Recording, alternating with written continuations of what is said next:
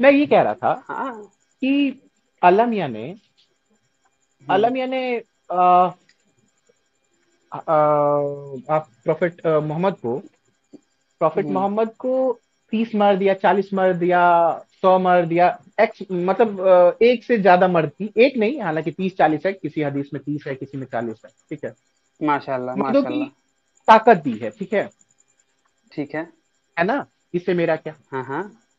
इससे मेरा क्या भाई ये सौ सौ दिखा। मर्दों की ताकत, सौ मर्दों की ताकत कोई पहाड़ उठाने के लिए नहीं है। समझ रहे हैं? अच्छा, हाँ हाँ, इस पे याद आ गया, इलू क्या इलू आशीष भाई। ओह इलू इलू ओह, क्या बात इलू है। इलू नहीं डिंग नहीं नहीं नहीं डोंग नहीं, करने के लिए है। मैं भूल गया। नमस्ते सभी को। अरिहंत नवसनातनी यूट्यूब चैनल पर मैं आपका साथी आशीष चौरसिया आप सभी का हार्दिक स्वागत एवं अभिनंदन करता हूं। मित्रों, हमारे नए चैनल वैचारिक मंथन पर अक्सर हम लाइव आते हैं और अपने दर्शकों के साथ कई सारे विषयों पर चर्चाएं किया करते हैं। उन्हीं में से एक विषय पर हुई हमारी एक चर्चा का एक हिस्सा मैं आज आप लोगों के समक्ष रख रहा हूं। आप सब भी सुनिए एवं निर्णय लीजिए। मैं ये मानने के लिए तैयार नहीं हो पा रहा हूँ, पता नहीं क्यों लोग आसमान से गिर के जाके खजूर पे अटक जाते हैं। मतलब कहने का मतलब उनको हिंदुइज्म बहुत बुरा लगता है, ठीक है। ठीक है, उनकी सिलेक्टिव चॉइस हो सकती है। किसी को मूर्ति पूजा बुरा लगता है, किसी को मूर्ति पूजा अच्छा लगता है, ये आदमी का चॉइस हो जाता है। उसमें तर्क शास्त्रार्थ अलग बात है। लेकिन कोई ये कहे कि भैया मुर्गा खाना जीव हत्या है, लेकिन मैं बकरे खाऊंगा, ये डुअल स्टैंडर्ड। मैंने ये उनको बोला भी कि भैया मुर्गे खाना अगर आपको जीव हत्या लग रहा है, तो बकरे खाना भी जीव हत्या आपको लगना चाहिए। अगर आपको यहाँ पे क्या कहते हैं, हिंदू में आपको ब्राह्मण क्षत्रिय, हाँ, कोई आपको दिख रहा है जातिवाद, तो वहां भी तो है ना। नहीं, आप उनके जातिवाद बुक पे को मैं कह रहे ये हो कहना पकड़ने के चाहता लिए। था भाई, चलो भैया हमारे यहाँ पे जातिवाद है, लेकिन जातिवाद में ये तो नहीं है कि चलो मान लिया कि जातिवाद है, लेकिन एक ब्राह्मण एक शूद्र को ये तो नहीं समझता कि इसको मार डालूंगा तो शबाब मिलेगा, या फिर ये हिंदू ही नहीं है, ऐसा तो नहीं कहता ना। लेकिन इनका हर एक फिरका वाला दूसरे फिरके वाले को यही समझता है कि भैया ये तो काफिर है, मुसलमान नहीं है, काफिर है। काफिर है। मुसलमान माने मुसलमान नहीं है, हम तो ये कहते हैं ना कि भैया जो भी है हिंदू तो है, या फिर हम्म, सनातनी तो है। ठीक है। लेकिन ये तो वो भी डिनाई करते हैं कि नहीं भैया हम सच्चे हैं, वो तो झूठ, वो है ही नहीं। इवन के कई लोगों का मैंने ऐसा देखा है, शिया सुन्नी की लड़ाइयाँ तो भाई बहुत पुरानी है, प्राचीन है, और वो एक दूसरे को मारने में जरा सा भी वो नहीं करते, मारकाट का इतिहास रहा है। मोहम्मद के खत्म हम्म। होने के बाद ही दाढ़ी नोचने लगे थे वो सूरे। ये कह रहे थे कि इस्लाम से इनको सेटिस्फेक्शन मिला। एक सवाल आया है मेरे मन में, चार जो चार आपके सामने पूछ शादियां दिया वाला जाए। सेटिस्फेक्शन मिल सकता है भाई उनको, 72 नहीं, हूरों वाला भी ठीक है। सेटिस्फेक्शन मिलेगा? कैसी नहीं, बात करते हैं आप? अपनी बहन से राखी बनवा के तो उनको सेटिस्फेक्शन, वो सेटिस्फेक्शन नहीं मिल रहा था, अपनी बहन से निकाह करके शायद उनको सेटिस्फेक्शन मिलता होगा।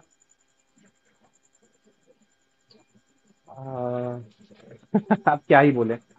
मैं ये कह रहा था हाँ। कि अल्लाह मियां ने हम्म। अल्लाह मियां ने आप प्रॉफिट हम्म।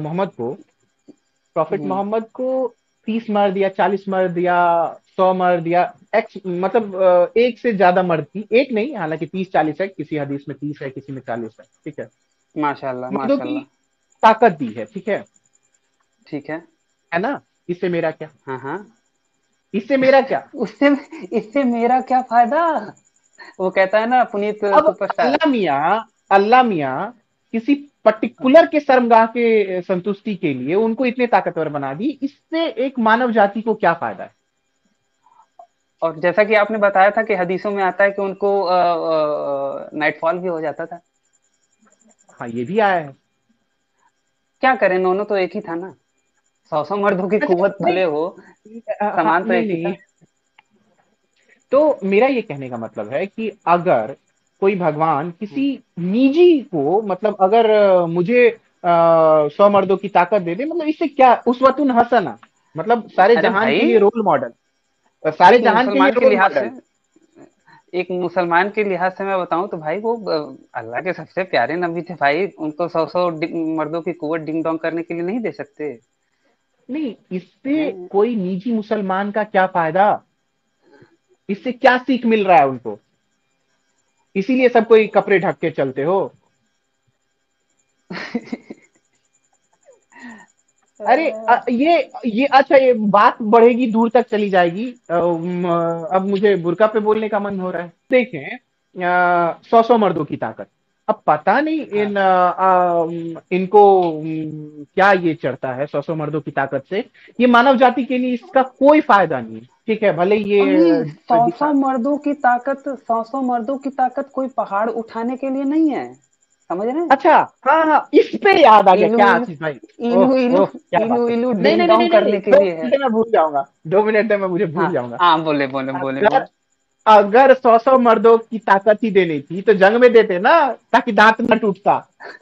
हाथ न टूटता, बिल्कुल, माशाल्लाह, अरे भैया, अल्हम्दुलिल्लाह, बहुत है। वैसी चीज के लिए आप 100 मर्दों की ताकत दे रहे हो जो कोई देख नहीं रहा है। यार सुने, दांत ना टूटता ऐसा ना किसने कहिए भाई। देखा? हाँ, नहीं, अच्छा, आप दांत हुजूर मुबारक माफ कीजिएगा, नहीं, दांत मुबारक आप शहीद हो गया था। आप आप हुजूर सल्लल्लाहु अलैहि वसल्लम का दांत मुबारक ना टूटता है। दांत मुबारक शहीद हो गया, ठीक है। तो हो भैया, सकता है कुछ और एक भी हदीस में, टूटा हो भाई।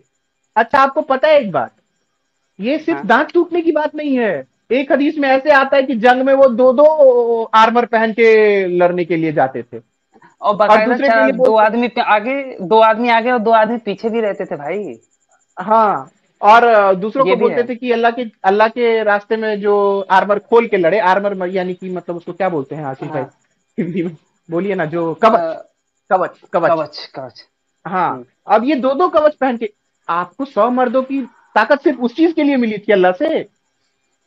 अरे 50 मर्दों की भी ताकत अगर आप लेके जाते ना, चलिए 40 मर्दों हम्म। की ताकत मिली थी, अगर कोई बोलेंगे 100 मर्द दिखाओ, तो चलिए 40 मर्द की भी अगर ताकत मिली थी डिंगी डिंगी के लिए, तो 20 मर्द की अगर ताकत लेके जाते तो आपको आपके दांत में ही शहीद होते, और आपको आर्मर दो दो पहनने की आवश्यकता नहीं होती।